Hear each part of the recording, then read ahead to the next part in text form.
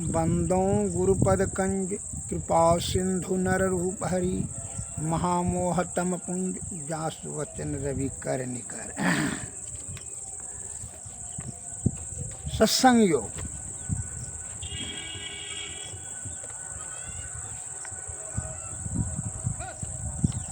योग तत्व उपनिषद अध्याय 4 में यह पद आया है, दुर्लभो विषय त्यागो दुर्लभम तत्व दर्शनम, दुर्लभा सहज अवस्था सद्गुरु करुणा बिना। अर्थात सद्गुरु की दया के बिना विषय त्याग दुर्लभ है, तत्व दर्शन दुर्लभ है और सहज अवस्था दुर्लभ है। अर्थात बिना सद्गुरु के कृपा के विषय का त्याग अत्यंत दुर्लभ होगा और सहज अवस्था भी और तत्व दर्शन भी अत्यंत दुर्लभ है। इसलिए उनकी कृपा प्राप्त करने के लिए उनके शरण में जाकर उनकी सेवा शुश्रूषा करना अति अनिवार्य है। अन्यथा विषय के महादलदल में फंस करके यह जीवात्मा की दुर्गति होती रहती है। 84 लाख योनि में आवागमन के चक्कर में फंस कर करके नाना प्रकार का दुख भोगता रहता है। विषय क्या है? काम, क्रोध, मद, मोह, लोभ, ईर्षा, अहंकार, राग, द्वेष, ये सभी विषय है। इसीलिए संत वाणी में आया है कि मोरे जियरा बड़ा अंदेशवा मुसाफिर जहियों कौनी ओर। मोरे जियरा बड़ा अंदेशवा मुसाफिर जहियों कौनी ओर। मोका सहर कहर नर नारी दुई फाटक घन घोर। कुमति नायक फाटक रोके परिहों कठिन झिक झोर। संशय नदी अनागाड़ी बहती विषम धार जल जोर। क्या मनवा तुम गाफिल सोवो यहाँ मोर न तोर। निस दिन प्रीति करो साहब से नाहिने कठिन कठोर। काम दीवाना क्रोध है राजा बसे 25 चोर। सतपुरुष एक बसे पश्चिम दिशिता सो करो निहोर। आवे दर्द राह तो हिलाओ तब पहियों निजोर। उल्टी पाँच लो पैरो पकड़ो पसरा मना बटोर।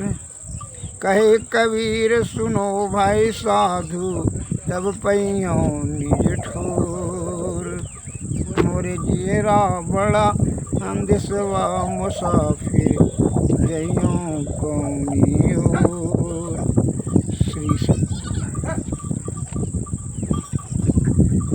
एक लघु कथा के माध्यम से मैं संदेश देना चाहता हूँ कि जो है संपत्ति साथ में नहीं जाएगी। उता पाही काही मद नाही। अहंकार से सद्गुण नष्ट हो जाता है और दुर्गुण की वृद्धि हो जाती है, जिसके कारण से आपका पुण्य क्षय हो जाता है। एक राजा जो है अपना बगीचा घूमने के लिए गया तो वहाँ देखा कि एक कोने में जो है एक विधवा स्त्री की मिट्टी का मकान था। उसमें 3 बाल बच्चा लेकर के वो विधवा स्त्री रह रही थी। उसमें राजा ने अपना बुद्धि लगाया कि यदि ये अभी मकान इस बगीचा में चकुट्ठा हो जाएगा, देखने में अच्छा लगेगा, इसका शोभा खुलेगा। उस स्त्री के जा कर के राजा साहब ने कहा कि तुम इस मकान को खाली कर दो, जो है तुमको दूसरे जगह दे देते हैं। कहा नहीं महाराज, हम सब दिन यहीं रह रहे हैं, पति के साथ में यहाँ भी जो है बहुत दिन से आप दूसरे जगह हम कहाँ रह सकेंगे। कहा कि नहीं तो हटाओ। कहा नहीं महाराज दया कीजिए मेरी विधवा स्त्री पर। कोई दया तो नहीं किया जाएगा, जल्दी हटाओ अन्यथा उनको हटा दिया जाएगा। बस इतना कह कर चला गया। सिपाही को ऑर्डर दे दिया कि इसको हटा दिया जाए। मकान से उसको खाली करवा कर सिपाही ने डंडा के बल से उस स्त्री को भगा दिया। राजा साहब ने उसको ज़मीन को चकुट्ठा करवा दिया। वह स्त्री रोते हुए तीनों बच्चा लेकर के जा रही थी, बड़ी अपार दुख के साथ, कांपती बिलखती हुई रोती हुई जा रही थी। एक संतों से भेंट हो गया। संत महात्मा जो दया का सागर होते हैं, उन्होंने कहा क्यों रोती हुई है बच्चे के साथ तो जा रही, कहाँ जा रही है? क्योंकि महात्मन प्रभु अब क्या बताऊँ, दुख का पहाड़ टूट गया। एक तो पति नहीं है, दूसरा कि जो है घर भी बेघर कर दिया। राजा ने अपना हमारा घर दखल कर लिया और भगा दिया। अब वही बच्चा लेकर के जहाँ जा रहे हैं, अब जहाँ ठार मिलेगा तो बस चलो। उसके दुख देख कर करके उसके निवारण हेतु कहा चलो राजा के पास, चलो हम जाते हैं कहते हैं। वो महात्मा जी उनको लेकर के आए। महात्मा जी जो है राज दरबार में आए और राजा से कहा, महात्मा जी का आदर करते थे संत महात्मा का। राजा से कहा, राजन इस विधवा स्त्री को जो है इसका जगह ज़मीन घर तो आपने ले लिया, एक काम कीजिए, इससे आपका बड़ा पाप लगेगा, जिसके कारण से पाप से आपका राज और राजा नष्ट होने की संभावना है। अतः इस पाप से बचने के लिए एक उपाय है मेरे पास। हाँ कहिए महात्मन। उन्होंने कहा महात्मा जी ने कि एक बोरा तू अपने हाथ से मिट्टी कर करके इसको दे दो, उठा करके एक बोरा। हाँ इतना काम कर सकते हैं, हाँ इतना कर दीजिए। राजा साहब ने एक बोरा जा कर के मिट्टी जो है उसी के ज़मीन से भर करके एक बोरा कस के किया। कहा राजा साहब तो अपने से उठा करके इसको दे दो। तो राजा साहब ने एक बोरा मिट्टी किया तो उठा ही नहीं सका। कहा कि ये बोरा मिट्टी उठा सकेंगे, कहाँ उठ सकता है। तो महात्मा जी ने कहा, राजन जब तुम एक बोरा मिट्टी नहीं उठा सकते हो तो तुम पूरा इसका ज़मीन इतना इतना राज होने के बाद भी तुमको संतोष नहीं हुआ जो कि ये विधवा स्त्री को तुमने आत्मा पर आघात किया, इसका मकान तोड़वा करके ज़मीन दखल कर लिया। इस पाप को तू कैसे उठा सकेगा? इसका हाय का जो बद्दुआ लगेगा, श्राप लगेगा, इसका पाप कैसे तू उठा सकेगा? राजा तू अपना अहंकार का पोषण करने के लिए अहंकार का तू बात मान लिया और जो है बगीचा को चकुट्ठा सुंदरता बढ़ाने के लिए तुमने इस विधवा स्त्री को आत्मा पर आघात किया। यह बड़ा जघन अपराध है। जो पाप का जमा क्या कैसे तू वहन करेगा, कैसे ढोएगा? इस तरह से तुमको नहीं करना चाहिए। कितना दिन तक तू जीवित रहेगा? ये क्या कर रहा है तू? पाप ताप किसके लिए जमा कर रहा है? राजा साहब को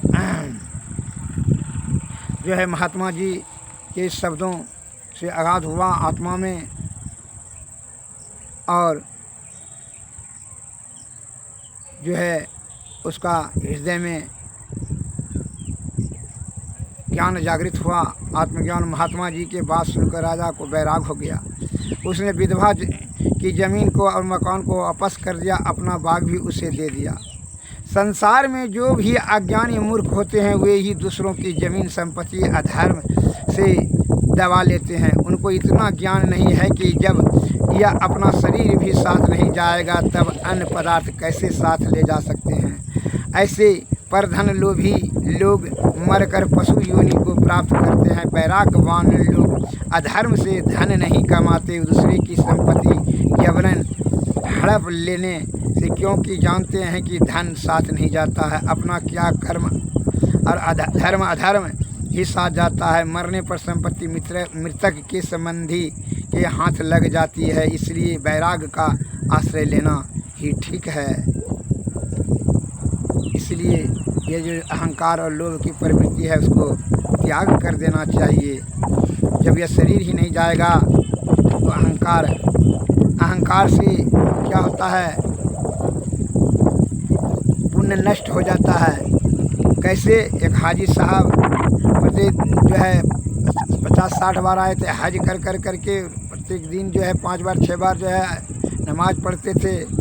उसका जो है भक्त बहुत हो गए थे, आते थे उनके दर्शन करने के लिए।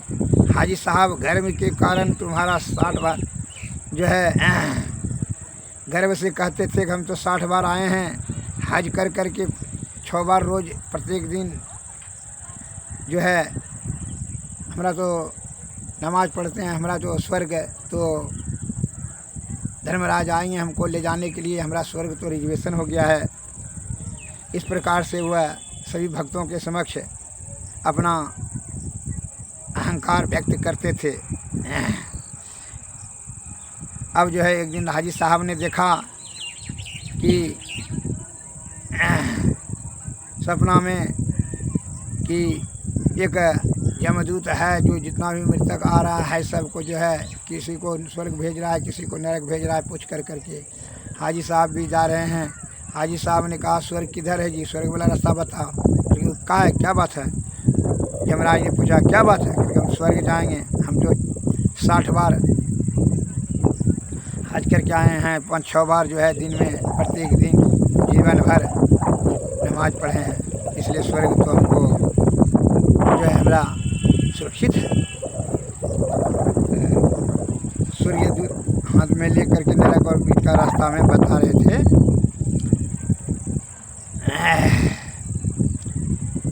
उसके भले बुरे स्वर्ग और किसी को नरक भेज।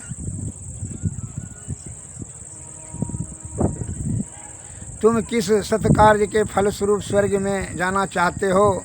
उत्तर में हाजी साहब ने कहा मैंने 60 बार हज किया है। स्वर्गीय दूत बोला यह तो सत्य है, परंतु जब कोई तुमसे नाम पूछता है तो तुम गर्व से कहते हो कि मैं हाजी मोहम्मद हूँ। इस गर्व के कारण तुम्हारा 60 बार हज करने का पुण्य नष्ट हो गया है।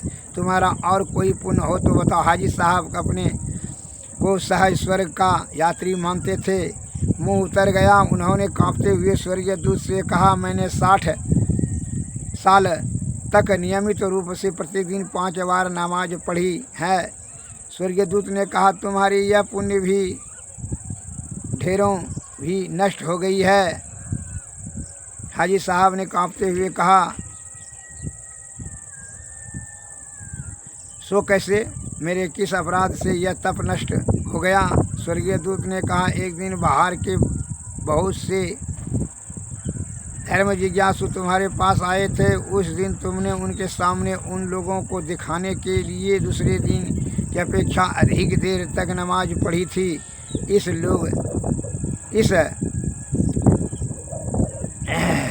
लोग दिखाऊ भाव के कारण से तुम्हारी 60 वर्ष की तपस्या नष्ट हो गई।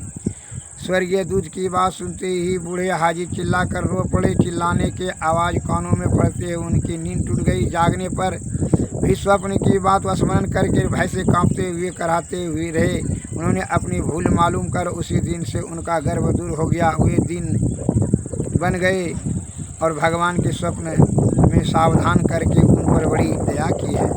इसलिए धर्म के रास्ते पर चलने से ईश्वर की कृपा होती है जो कि उसको आगाह कर देता है। अतः और यह मन जो है विषय में हमेशा लिप्त रहता है। जहाँ मन रहता है वहीं जो है आप हैं। कैसे? मैं उदाहरण देता हूँ। 2 भाई ब्राह्मण थे। दोनों जो है नाम था, एक ठो बड़े का नाम था सुब्रीत और छोटे का नाम था वृत।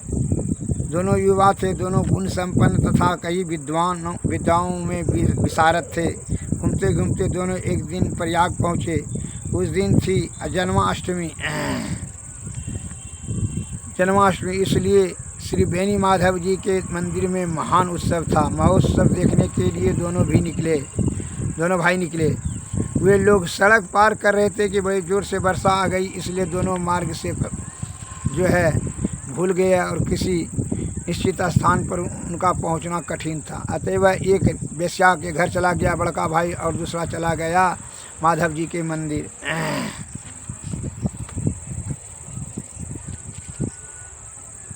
जो वेश्या के घर गया तो उसको बड़ा पश्चाताप हुआ कि यह कहाँ हम भटकते भटकते आ गए। रात में बारिश हो रही थी, अब रात भर जो है किसी तरह जो है उसका ध्यान हमेशा रहता था, हे भगवान जल्दी सवेरा हो जाए जो कि हम जो है मंदिर में जाएं, जो माधव जी का दर्शन करें। और माधव जो मंदिर में था उसका ध्यान था कि यहाँ का जो है वेश्या बड़ी सुंदरी सब होती है, उनके पास जाते हैं अभी कितना आनंद मिलता। इस प्रकार दोनों का भाई का मन दोनों तरफ था। छोटका भाई का जो कि मंदिर में था उसका वेश्या पर मन था, और जो वेश्यालय में था बड़ा भाई उसका मन माधव जी के मंदिर पर था और माधव जी से दर्शन करने। तो अब जैसे सवेरे हुआ दोनों जो है यह वेश्या के लिए वेश्यालय के लिए निकला और दूसरा जो है वह पश्चाताप करते हुए मंदिर को लिए निकला। संयोग से अकस्मात दोनों का मृत्यु हो गया वज्रपात होने से, और जिसके कारण से वहाँ दोनों पहुँचे। जो का ध्यान मन था मंदिर पर वह स्वर्ग की प्राप्त किया, और जिसका ध्यान वेश्यालय पर था वह नरक की गमन किया। तब उसने भाई ने कहा ब्राह्मण ने कि भाई हम तो मंदिर में रात भर थे माधव जी के मंदिर में, इसलिए हमको स्वर्ग जाना चाहिए। कहा तुम्हारा मन तो वहाँ नहीं था, वेश्यालय पर था, वेश्या के पास मन था, इसलिए तुमको नरक जाना होगा। और इसका वेश्यालय होने के बाद भी इसका ध्यान मंदिर पर था माधव जी के ऊपर, अतः यह स्वर्ग का भागीदार है। वो स्वर्ग की तरफ गया। श्री सद्गुरु महाराज की।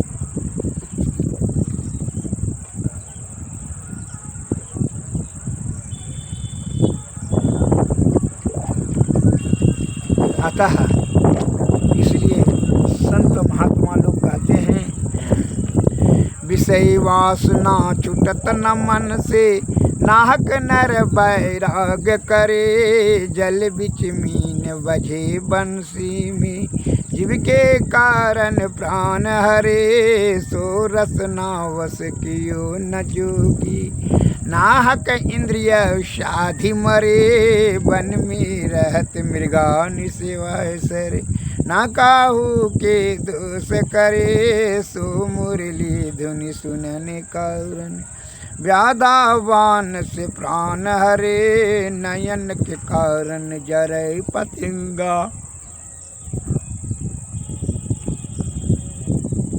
नयन के कारण जरै पतिंगा, पारस पाय गजराज हरे, नासा कारण घर मर नाश भौ, पांचों रस ले पांच मरे, किन कोटि तीरथ तप पूजा, मुनि हो के ध्यान धरे, लक्ष्मी पतिता लगी सब झूठे, जा लगी मन नहीं हाथ करे, विषय वासना छुटत न मन से, नाहक नर वैराग करे।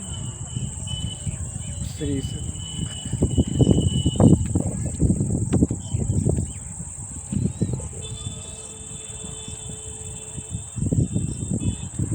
पानी बीच बतासा साधु तन का यही तमाशा है, मोटी बांध आया बंदा हाथ पसारे जाता है, ना कछुलाया ना ले जाएगा, नाहक क्यों पछताता है, जोरू कौन खसम है किसका, कैसा तेरा नाता है, पड़ा बेहोश होश कर बंदे, विषय लहर में माता है, ज्यों त्यों बंदे तेरी पलके, परत है त्यों त्यों दिन लगी चाहता है, नेकी बदी तेरे संग चलेगी, और सब झूठी बात है, पानी बीच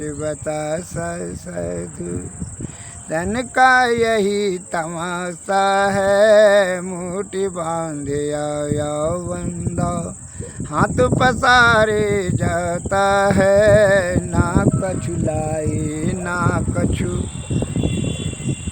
ले जाएगा, ना हक क्यों पछताता है, जोरू कौन खसम है किसका, कैसा तेरा नाता है।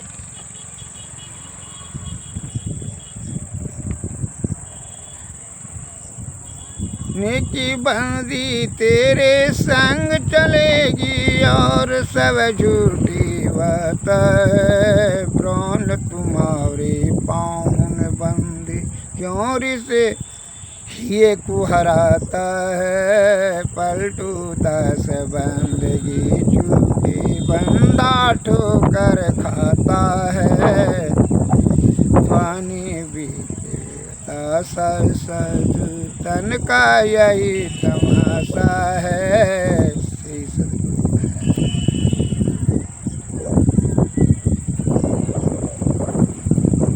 इसलिए कहते हैं यह विषय का परित्याग कर, तू सद्गुरु की सेवा में जा। यह जीते जी कर, मरने के बाद तो अधोगति में चला जाएगा। इसलिए बल बुद्धि और आयु रहते हुए क्या करें, तब यह ब्रह्म की प्राप्ति करने के लिए सद्गुरु के शरण में जाएं। साधु भाई जीवत ही करुआसा, जीवत समुझे जीवत बूझे, जीवत मुक्ति गढ़वासा, जियत कर्म की फांस न काटे, मुए मुक्ति की आशा। साधु भाई जीवत ही करुआसा, तन छूटे जीव मिलन कहत है, सो सब झूठी आसो।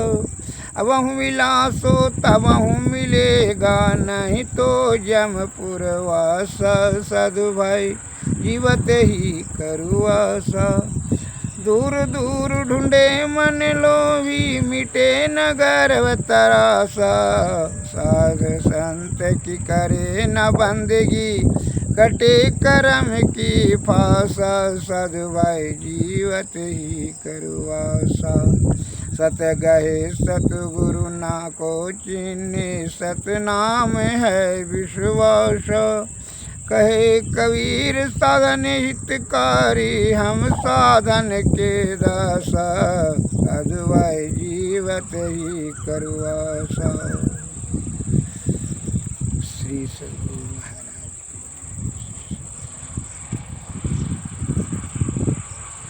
आरती तन मंदिर में कीजिए, दृष्टि जुगल कर शन मुख दीजिए।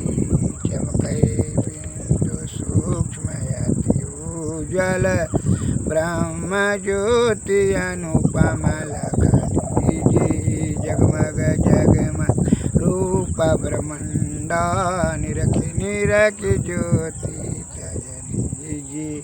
शब्द सुरतया व्यास सरलतर, करि करि सार सवद गहि दीजिए। ऐसी जुगति काया गढ़ त्यागी, भव भ्रम भेद सकल मन छीजिए। भव खंडन यारति यह निरमल, हृमय ही अमृत रस पीजिए।